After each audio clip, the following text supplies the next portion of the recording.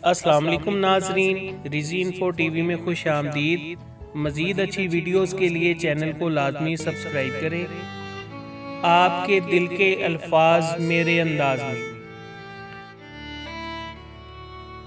वो बुलंदी किस काम की जिस पर इंसान चढ़े और इंसानियत से गिर जाए।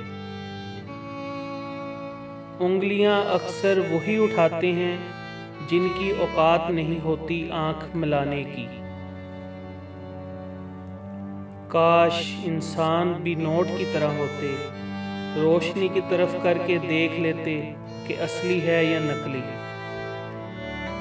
जिस तरह लीमू की एक बूंद हजारों लीटर दूध को बर्बाद कर देती है, इसी तरह इंसान की अना भी अच्छे से अच्छे रिश्ते को बर्बाद कर देती है।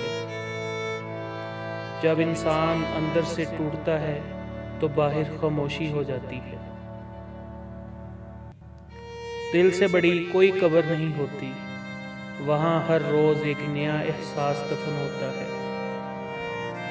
अगर आप सही हैं तो कुछ भी साबित करने की जरूरत नहीं, बस सही बने रहें, वक्त खुद गवाही देगा। और पता है अजियत क्या होती है? रात की तारीकी में अपनी हिचकियों का गला दबाकर अपने ही हाथों से अपने आंसू पोंछना।